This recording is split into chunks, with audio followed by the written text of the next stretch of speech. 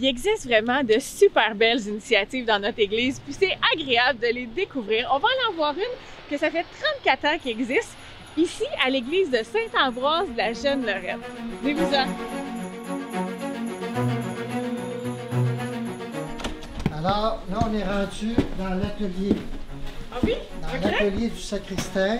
Tu vois, là, il est en train de préparer l'étoile qui va servir, là, qu'on va installer après un arbre.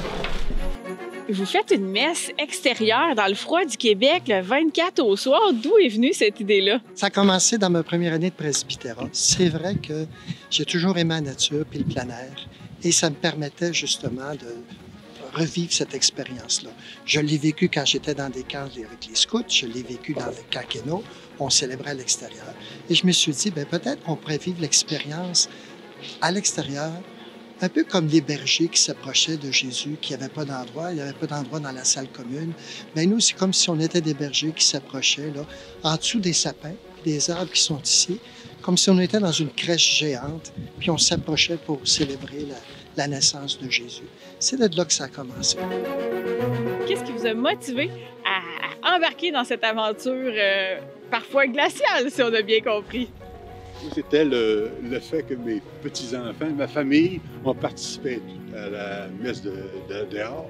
Et c'était pour eux autres un avancement pour venir avec nous autres participer. On accueillait les gens très chaleureusement, on les emmenait ici. Les gens étaient tellement chez eux qu'il y en a qui se couchent à terre et qui ont écouté la messe.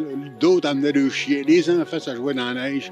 C'était vraiment amical. C'était intéressant. Ce qu'on aimait le plus, c'était que voir les mêmes gens demander « L'année prochaine, vas-tu en avoir une? L'année prochaine, vas-tu en avoir une? » Même si on était gelés, tout le monde voulait avoir une autre messe. C'était une affaire de famille. C'était...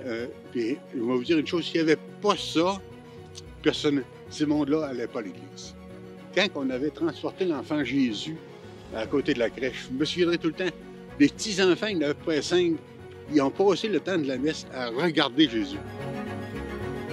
Il y a un côté simple dans la célébration, le bon enfant.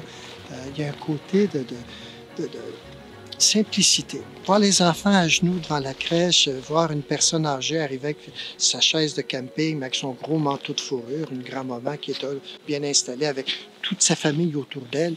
Une chose qu'on ne peut pas faire à l'église parce qu'on est forcément en rang. Mais ici, il n'y a pas d'encens, il n'y a pas de parfum, ça sent l'air pur et puis on peut célébrer au grand air. Je pense que c'est ça qui attire de plus en plus les gens. Là, tu sais. Et en haut, beaucoup plus haut, c'est là qu'on va installer l'étoile. De fait, on voit le crochet après l'arbre. C'est là que s'installe la grande étoile qu'on a vue tout à l'heure. C'est pas un spectacle, c'est pas un show, là, mais c'est quand même un lieu de rencontre. Les gens viennent pour prier, viennent prier différemment. Puis d'année en année, on dirait que les gens se retrouvent. Parce que ce sont les mêmes personnes qui reviennent à cette célébration-là. Il y a des gens qui viennent même de la Rive-Sud là, pour venir célébrer avec nous. Et puis on se retrouve d'année en année, on partage, on célèbre ensemble. Donc je pense qu'il n'y a aucun doute sur le moment de prière. On prend ça au sérieux. Bon, mais alors, je vous remercie sincèrement de ce petit tour guidé. On espère qu'il y aura plein de gens qui vont répondre à l'invitation. Puis, on se souhaite une belle messe de Noël. Merci beaucoup. Je te souhaite que ce soit aussi un très joyeux Noël. Merci. Profitez-en bien.